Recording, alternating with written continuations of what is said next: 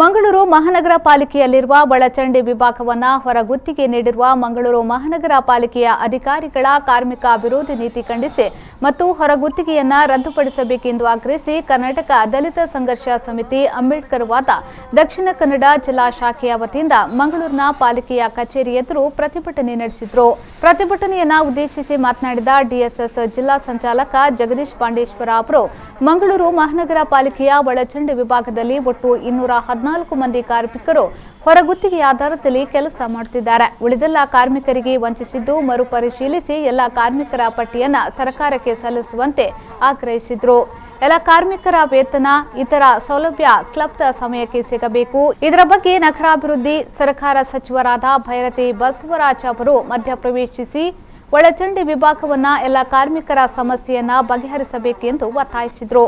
ಮಹಾನಗರ ಪಾಲಿಕೆಯಲ್ಲಿ ಕೂಡ ಇವತ್ತು ಬೆಳಿಗ್ಗೆಯಿಂದ ಸಾಯಂಕಾಲ ತನಕ ನಾವು ನಮ್ಮ ಬೇಡಿಕೆ ಈಡೇರಿಸುವ ತನಕ ನಾವು ಈ ಪ್ರತಿಭಟನೆಯನ್ನು ಹಮ್ಮಿಕೊಂಡಿದ್ದೇವೆ. ಮುಖ್ಯವಾಗಿ ಅವರಿಗೆ ಆರೋಗ್ಯದ ತಪಾಸಣೆ ಇನ್ನೂ ಕೂಡ ನಡೆಯಲಿಲ್ಲ. ಆರೋಗ್ಯದ ಸಮಸ್ಯೆ ಕೂಡ ಇದ್ದರೂ ಕೂಡ ಆರೋಗ್ಯ ತಪಾಸಣೆ ಶಿಬಿರ ಇನ್ನೂ ಕೂಡ ಮಾಡಿಲ್ಲ. ಅದೇ ರೀತಿ ಕ್ಯಾಂಟೀನ್ ವ್ಯವಸ್ಥೆ ಮತ್ತು ಸರಿಯಾಗಿ ವೇತನ ಪಾವತಿ ಮಾಡದೆ ಗೂಂಡಾಗಿರಿ ಪ್ರದರ್ಶನ ಮಾಡುವ ಗುತ್ತಿಗೆದಾರರು ಸರಿಯಾಗಿ ವೇತನ ಪಾವತಿ ಮಾಡ್ತಾರೆ. ತಿಂಗಳ 30 ದಿವಸ ಕೂಡ ಕೆಲಸ ಮಾಡಿದರೆ ಅವರಿಗೆ ಕೇವಲ ಕೊಡೋದು 26 ದಿವಸ ಸಂಬಳ.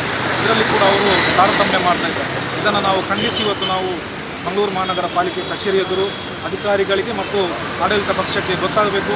ಕೂಡಲೇ ಮಾನ್ಯ ನಗರಾಭಿವೃದ್ಧಿ ಸಚಿವರಾದ ಭೈರತಿ ಬಸವರಾಜರವರು ಮಧ್ಯಪ್ರವೇಶಿಸಿ ಈ ಸಮಸ್ಯೆಯನ್ನು ಬಗೆಹರಿಸಬೇಕು. ಮುಂದಿನ ದಿನಗಳಲ್ಲಿ ನಾವು ನಿರಂತರ ನಮ್ಮ ಬೇಡಿಕೆ ಈಡೇರುವ ತನಕ ದಲಿತ ಸಂಘರ್ಷ ಸಮಿತಿ ಅಂಬೇಡ್ಕರ್ ವಾದ ವತಿಯಿಂದ ನಿರಂತರ ಪ್ರತಿಭಟನೆ ಮಾಡುವ ಮುಖಾಂತರ ಈ ನಗರ ಪಾಲಿಕೆಗೆ ಮತ್ತು ನಾವು ಸರ್ಕಾರಕ್ಕೆ ಎಚ್ಚರಿಕೆಯನ್ನು ಕೊಡ್ತಾ ಇದ್ದೇವೆ. ಅದೇ ರೀತಿ ನಮ್ಮ ರಾಜ್ಯದ ನಗರಾಭಿವೃದ್ಧಿ ಸಚಿವರು ಇದನ್ನು ಬಗೆಹರಿಸಲಿದೆ. ಮುಂದಿನ ದಿನಗಳಲ್ಲಿ ನಾವು ಬೆಂಗಳೂರಲ್ಲಿ ಕೂಡ ಪ್ರತಿಭಟನೆ ಮಾಡಲಿಕ್ಕೆ ಸಿದ್ಧರಿದ್ದೇವೆ.